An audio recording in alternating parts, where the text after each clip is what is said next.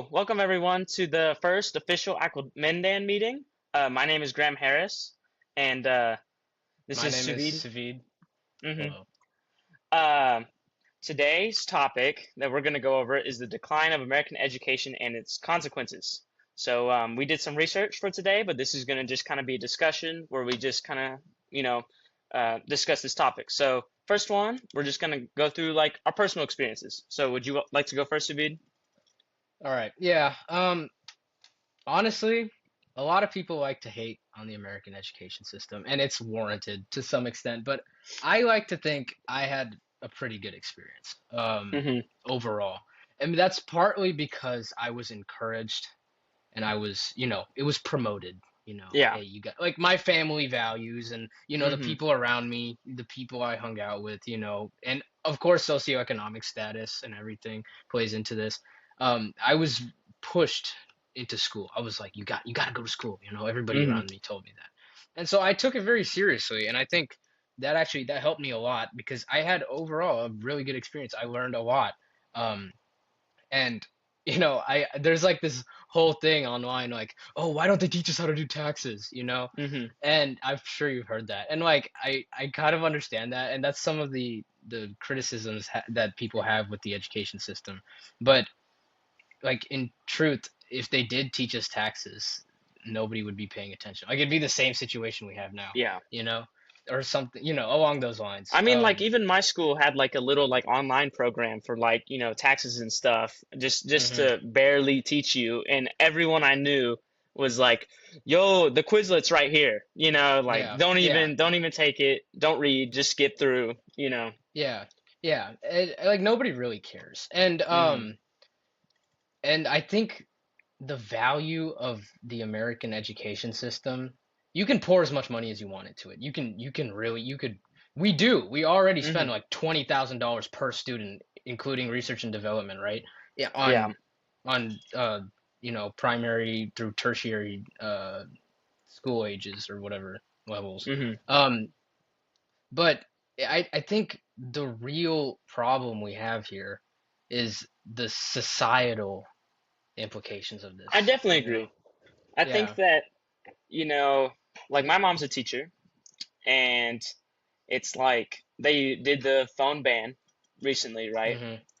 Yeah. And obviously, with the phone ban, everyone's like, "Oh, this is gonna be awful." But she told me, like, for the first time, her kids were like actually like interacting with each other and like asking her questions. And it's like Hmm. it just shows how well the problem is. There's just so many distractions, and it's like there's distractions all the time. I mean, I remember when I was on my Chromebook in high school. I mean, what did I do? Yeah. I was playing Yeah. like games on there, and Yeah. uh, and everyone did. It was like you just look at your phone during it or whatever. And at the same time, it's like I mean, a big problem that I see a lot is just like lack of effort on the teacher's part. And I just think because it's like they're like, I get paid this base value basically the Hmm. rest of my time here. The kids, obviously for a while, especially the COVID generation kids like us, I mean, we weren't paying attention a lot anyway. Oh yeah.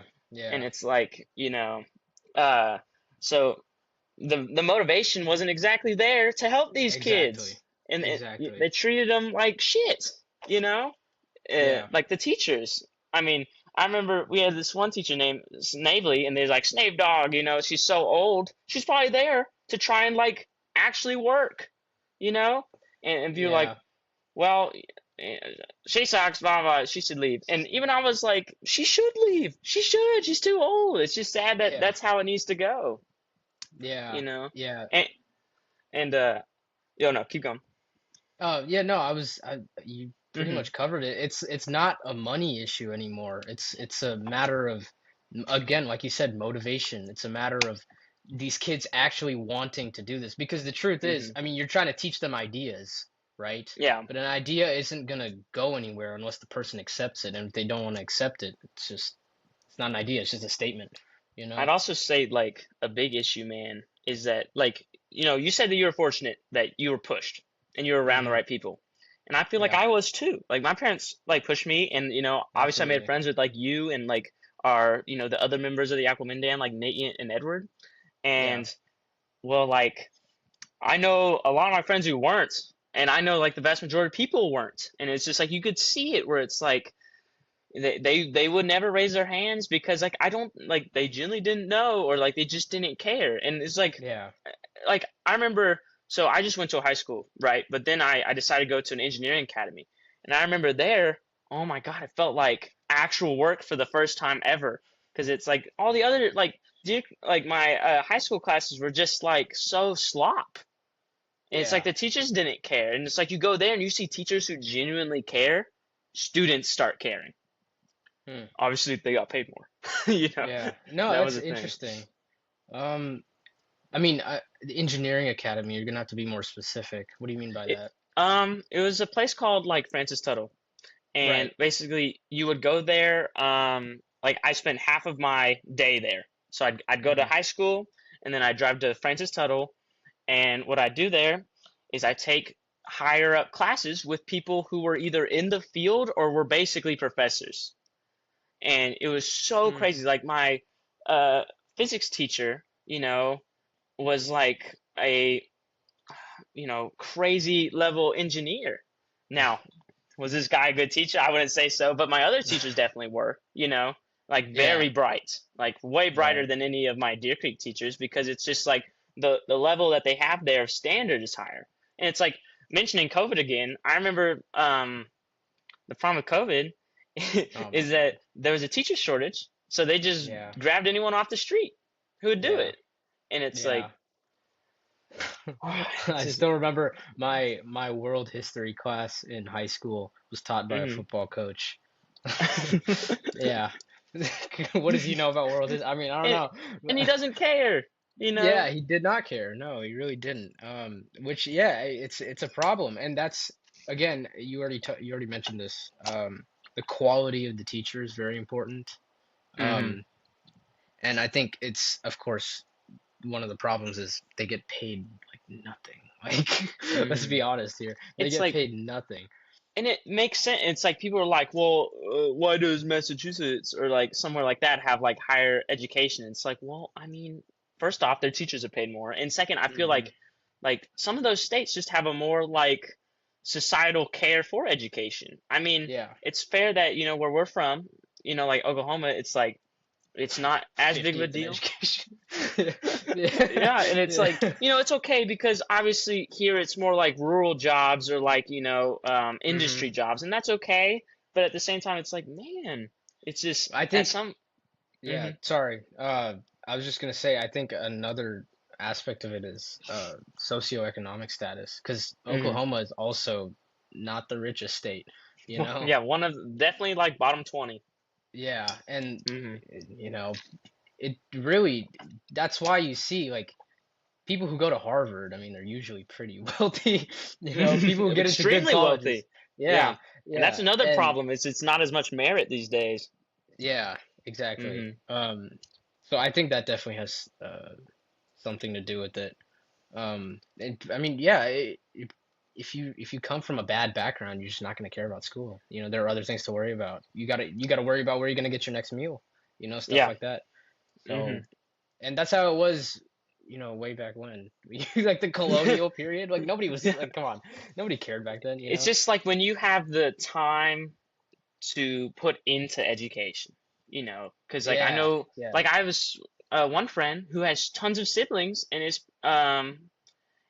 like he has to help take care of the house. So it's Hmm. like, well, he can't just go to college, he, Yeah, he works his ass off all the time. And it's like, I'm so proud of him, but it's like, man, I know if he went to college, dude, this dude is so bright. It's yeah. like, he would definitely do great. And to me, it's like, it's sad that it is like that, but it is. But yeah. There's that quote that goes, I study what war and diplomacy, so my son can study math and science, and so his son can study art. Oh, Have you that's heard such a that? good quote, man. No, I've Have never you heard heard that? that. That's awesome. Yeah. I can't That's remember so who said it. cool. Because I even Yeah. say like my parents, bro. Like, they're definitely the ones who studying like art and no, no, no, War and Peace. Is Yeah. they work their ass off for me, and it's like I feel Yeah. like I'm obligated to to work my ass off for my kids and stuff. Exactly. But people Mm, aren't going to be motivated to do that if they're struggling to find food, you know? yeah. They're just yeah, Hmm. you're not going to be a philosopher when you're hungry. True. You're Yeah. not going to be debating the metaphysics of a sandwich if you don't have a sandwich. You know? To be or not to be? It's usually not to be, Yeah. sadly. Yeah. Yeah. So, I did want to transition just a little bit into just kind of like what we were talking about, how it's like we're kind of starting to see an increase in the United States of like a rise in like anti-intellectualism. And it's mhm. like obviously this is due to tons of factors, and I just kind of wanted to bring up some that I've been looking into. And Okay. the two biggest ones are like, well, there's three. One, that like humanities, for example, that like, generate culture and within like universities for the rest of society are just genuinely viewed as like not very important, which is like it happens in the whole world in like more technological societies because it's not viewed as important. But definitely Yeah. like within the United States, you're seeing it like tumble.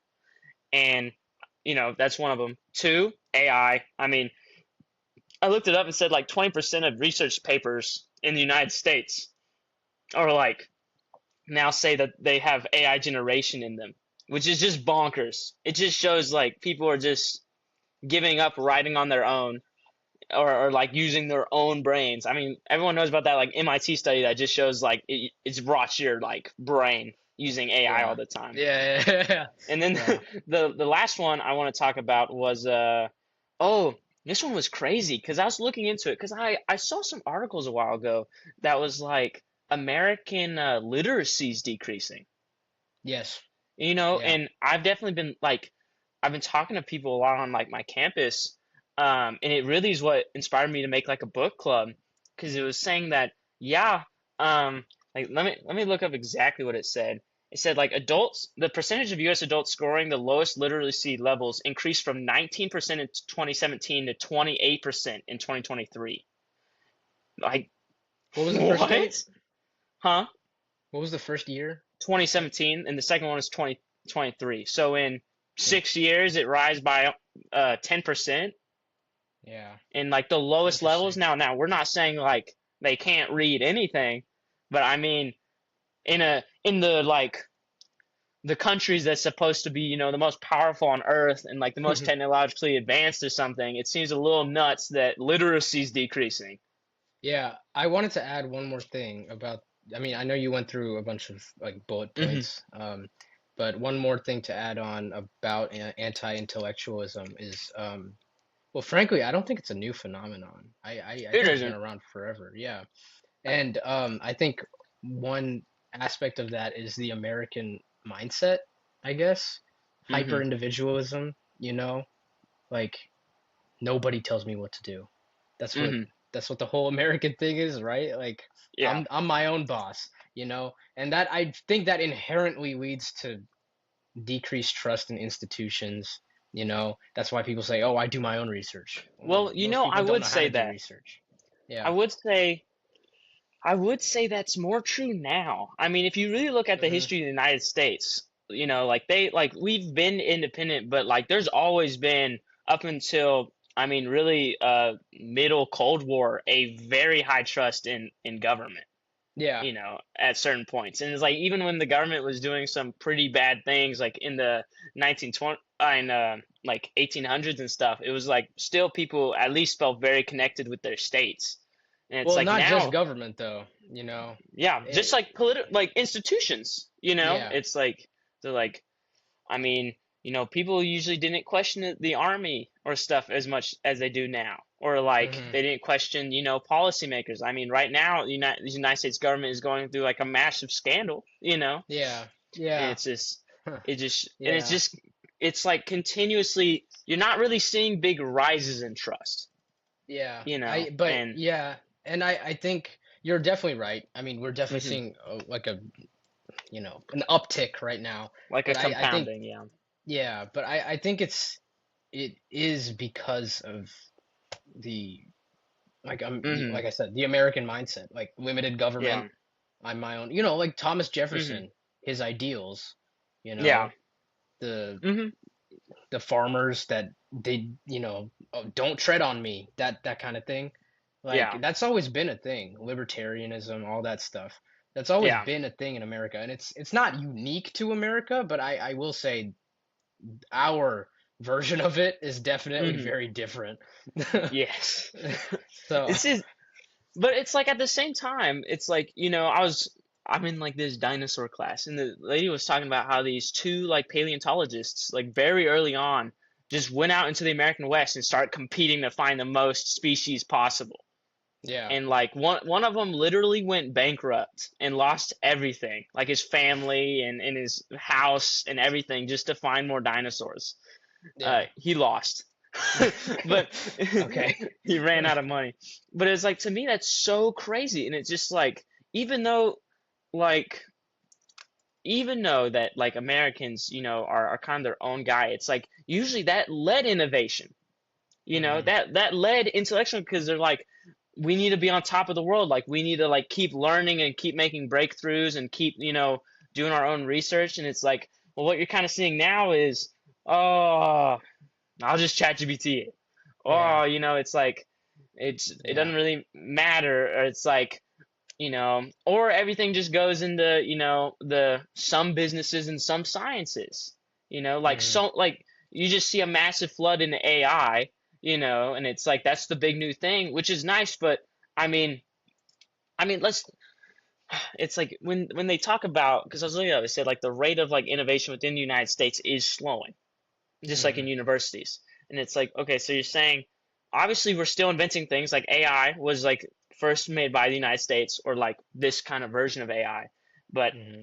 and it's dragging up the whole economy. But if we stop being the innovators of the world, and we're definitely not the workshop, it's like, Yeah, it just adds really big questions of like, well, then what is our future in the standing of yeah. global powers? Let's talk about the comparison between American education and the world. What do you think of Okay. that? Well, recently I've been reading a lot of books on Japanese and Chinese history, and I think that they're very good examples, because I don't think really people know this. But Japanese education is extremely based off the United States. So after World War II, when we occupied Japan, we kind of told them to restructure their like institutions, uh, to be more American-like, and the reason was because there was so much militarism within their universities that Hmm. we thought ours didn't, so we wanted it to be like theirs. So Japan, Japanese education was fully based off that. And then what you had is when China, when Mao died, and the pro-capitalist Deng Xiaoping came into power, Hmm. he was like, well, we need to look in the world and see who's being successful. And you see Japan, who recently just became like the second biggest economy on earth, and they're Asian. I mean, Yeah. so you're like, this is a good model. So so much of Chinese education is based off Japanese, and since almost all Japanese is based off American, all three countries have very similar systems. But Right. obviously Japan and China have like one difference, which is like the insane examinations that they have. But really, that just creates even more competition. Hmm. And here's my big like caveat with the because of that, our educations are pretty similar. Now, what the difference is that the United States, I mean, I looked it up. I said like 36% of U.S. like innovation and like papers published are done by like H-1B visa immigrants. So like Hmm. immigrants who live in other countries their whole life, and they move here to go to university.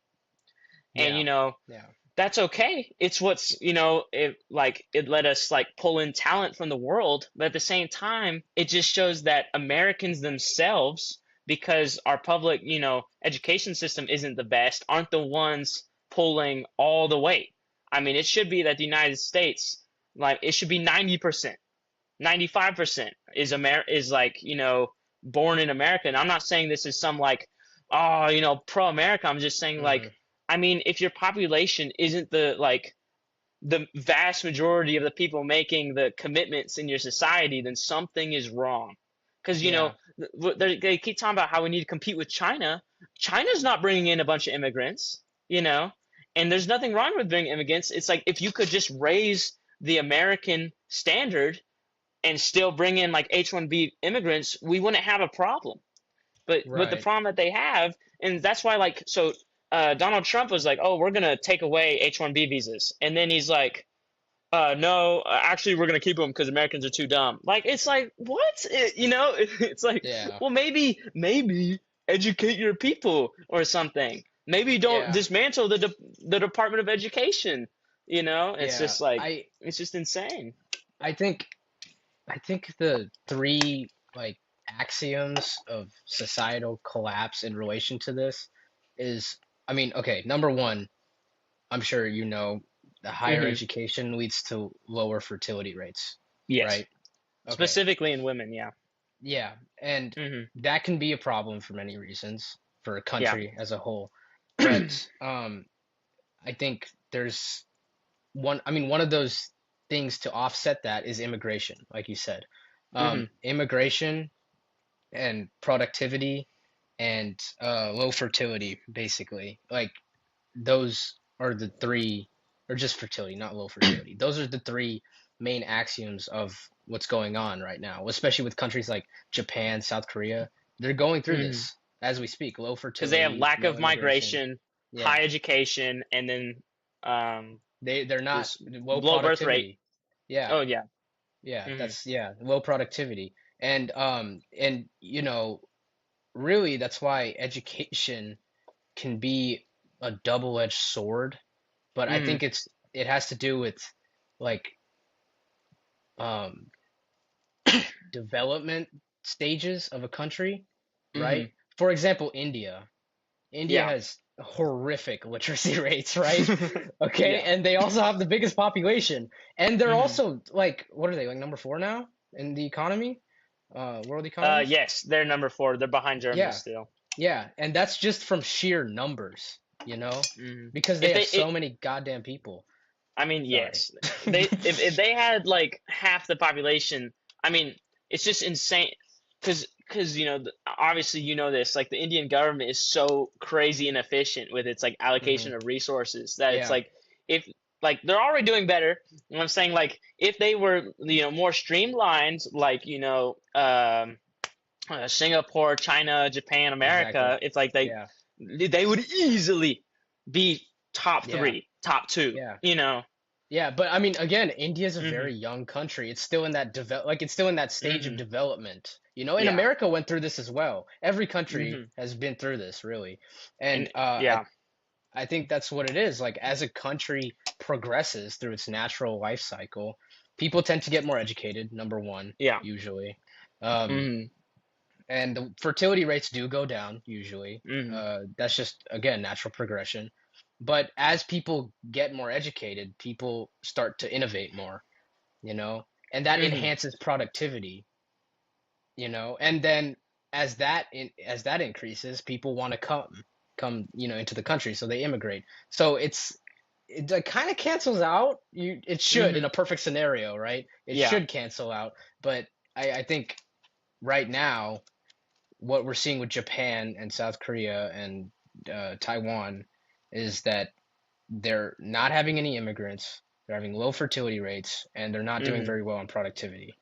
And so Yeah. they're suffering.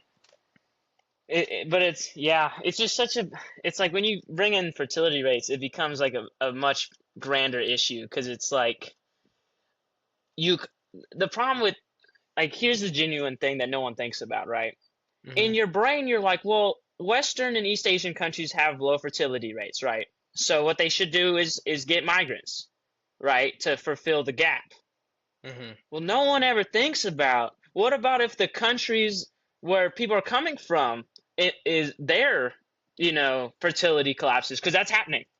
I mean, Africa, I mean, like their fertility is halved in the last like 20 years, you Has know. it? Yes, yes.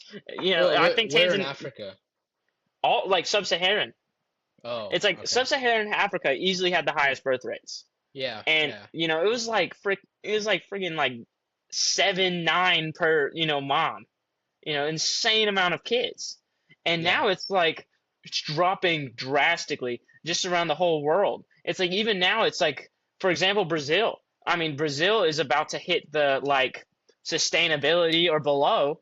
So it's like Hmm. so many like people who rail against like migrants from like South America or, Mexico don't consider the fact that I mean, those countries, I mean, their fertility rates are screwed too. It's like eventually Yeah. we're gonna have to country's gonna have to sit down and genuinely have to think of solutions instead of just like constantly trying to replace. And this isn't some like racist or like nationalistic thing. It's just like eventually, genuinely, the countries where you're just bringing people in are gonna run out of people too. Yeah. You know. Yeah, it's just the natural progression of Mm. countries. That's just how So countries develop. I Yeah. think that should be a good topic for the future is demographics. But yeah, Yeah. I think that'd be a really Okay. good one. But Yeah. that'll probably wrap up our debate for today. Thank you so much for coming, Savid. Savid will Yeah. definitely, hopefully, be a all the time here all the time. That'd be Hopefully. nice. Hopefully. But thank you guys. This ran longer than we wanted, but really good conversation. So I'm not upset about it. But All thank you right. guys for tuning in, and see y'all next week. Bye. Thank you. See ya.